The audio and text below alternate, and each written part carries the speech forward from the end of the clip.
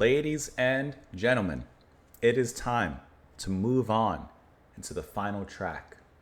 The end. Double negative. We've reached the end from Low. 12th studio album.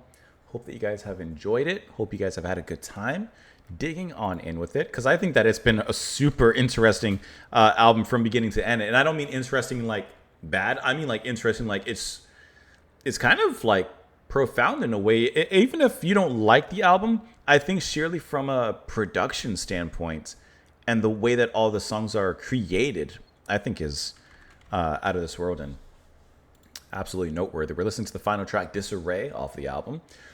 We're listening to this because this was suggested and sponsored by Yoku Floor. Thank you so much for the recommendation and for the support and for the journey in this one. So let us go ahead and pull it up right now, as usual, and naturally we'll discuss it a little bit after. Let's pull up the ending of Rome, of which the lyrics I have no idea. I was trying, but we'll let it run into it.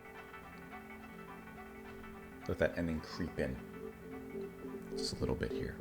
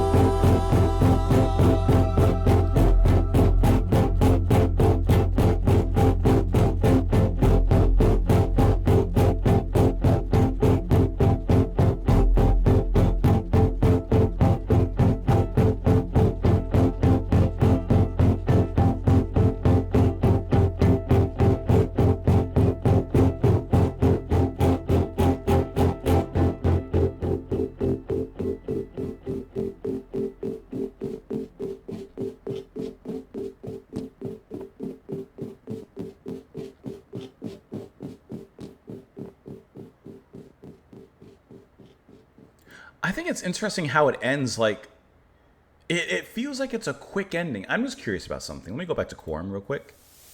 I'm skipping a little bit. You know, this could almost be a circular kind of album.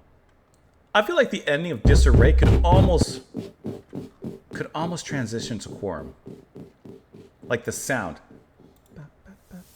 And it fades back into this.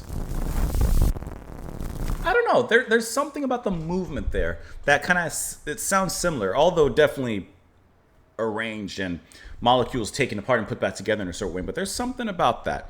Okay, it ends in kind of a not so experimental way, a little bit more predictable once you get the verse and the chorus, and there's no big explosions or huge risk taken. It's a pretty, I would say, Ashes After the Fire of Rome. This is kind of just like to like perfectly bookend the album. I think is a great way to put it, because it doesn't try anything new at this particular point, but it still doesn't make it an overly comfortable listen. I really like the pulse of it and the way that they hold the notes at the end when they come back around. I should have looked at the time when it happened, but when we get some space, here you go. This, I like that little bit. And there's that other synth that's right under their harmonies that just like buzzes just a little bit underneath that, which I think sounds really good with their voice, because it's like there's a little bit moment of a release. They have that tiny bit to just kind of, oh,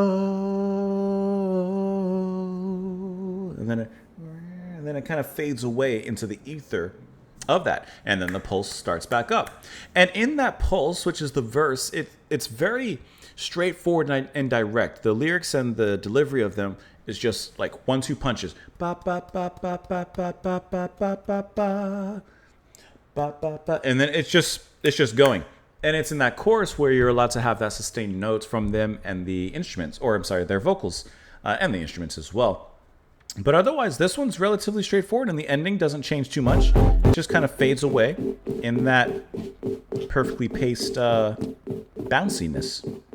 There's reverberations here at the end. So on one hand, this particular track doesn't really do much for me personally. I like when they get a little bit weird, and this track just feels, I guess, a little bit too straightforward. It just kind of plays safe, I guess you could say. But on the other hand, I think that within the context of the album, I think that this is a great way to end it. Does it still leave me wanting a little bit more? Yes, there's part of me that wants a little bit more out of this track. I would say especially after Room, which, you know, had, in my opinion, more to it. But I think that it's a good way and a fine way to close everything out together. And I mean, you know, sometimes you do want the audience wanting a little bit more. And maybe this is just me and how I look at lyrics. Let me move myself back over here. How I look at lyrics, especially like the final songs on albums, I feel like this could be kind of self-referential.